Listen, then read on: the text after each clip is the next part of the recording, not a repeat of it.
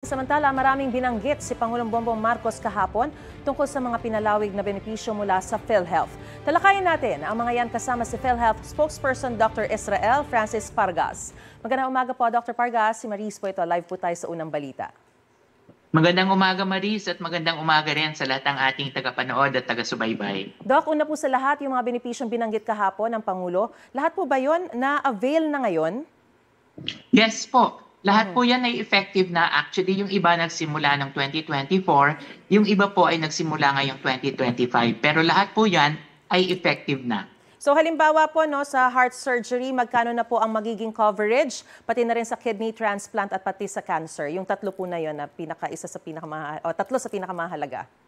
Kung halimbawa po, yung tinatawag natin na acute myocardial infarction or yung atake sa puso, heart attack. Meron po tayo ngayon 5 na benepisyo para dyan. Dati po, kung halimbawa ito ay hindi operahan pero yung medical na treatment, yun pong tinuturukan ng pampatunaw ng bara, dati po ang ating benepisyo dyan is around 13,000, ngayon po 130,000 na.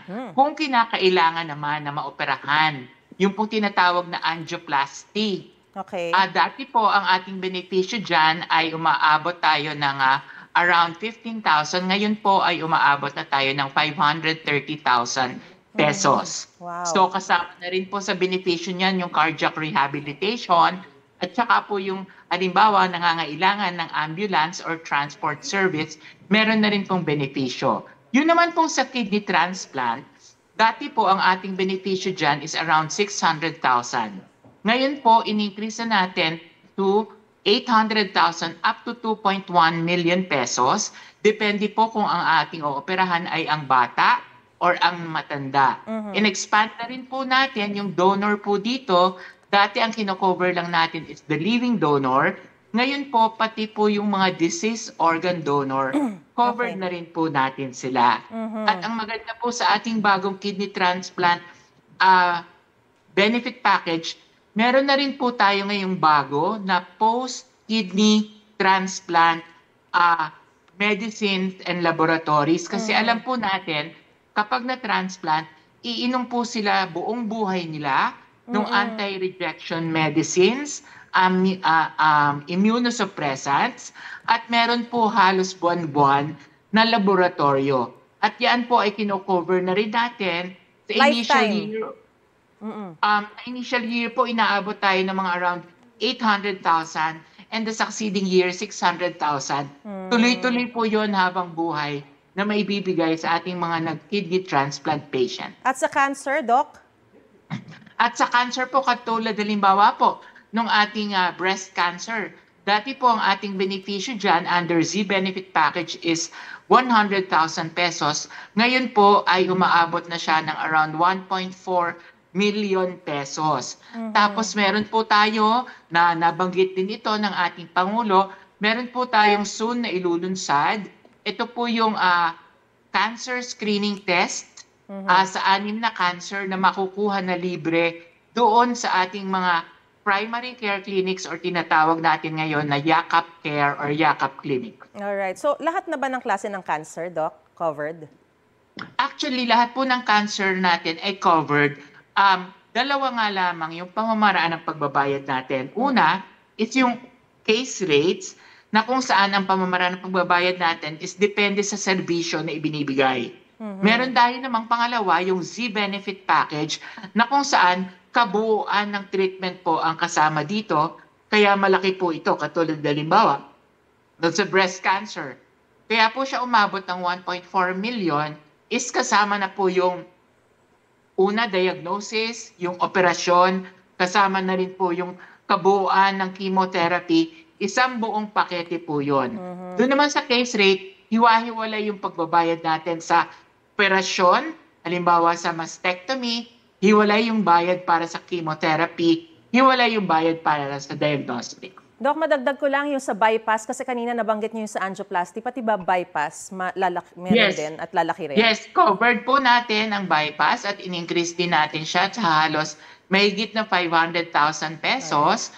Meron na din po tayo ngayong coverage para po dun sa valvular repair or kung yung halimbawa yung valvula or valve ng ating mga puso ay may problema, meron na rin po tayong coverage for that. Doc, binanggit din po ng Pangulo yung zero balance billing sa ospital basta't sa DOH hospitals. Ano-ano po ba yung mga ospital na ito at nasaan po sila? Ang halos lahat po ng DOH retained hospitals is around 84 nationwide. At Okay. lahat po yan ay accredited ng PhilHealth at kung saan nga po pwedeng makuha yung tinatawag natin na no balance billing Okay. or zero balance billing kung ang mga pasyente would opt to be admitted in a basic or ward accommodation. Actually, Maris, ngayon, ang ipinapatupad natin ay yung nasusulat sa Universal Healthcare Law, yung no co-payment or no balance billing Okay. as long as you opt to be admitted in a ward or basic accommodation in government and even in private facilities. Kasi sa private facilities, allowed sila ng around 10% ng kanilang beds to be ward or basic accommodation. Yun, okay. So dapat no co-payment din po sila lahat yon. So hindi lang actually sa DOH retained hospitals but in all government hospitals also. Doc, sakop na rin daw ng PhilHealth ang rehabilitasyon at therapy ng persons with disability. Para po ba ito sa lahat ng klase na ng disability o physical lang? O kasama rin po ba yung therapy para sa mga batang may special needs gaya ng mga halimbawa speech therapy, social skills therapy, etc.? Opo, actually yun pong ating benefit package for children with disabilities. Matagal na po tayong meron yan. Kasama po dyan, of course, ang physical disability, speech, mobility, speech and occupational disability, pati po mobility and hearing disability kasama rin po. Pero ngayon, meron din tayong bago. Ito po is the outpatient rehabilitation package at ito po ay para sa lahat.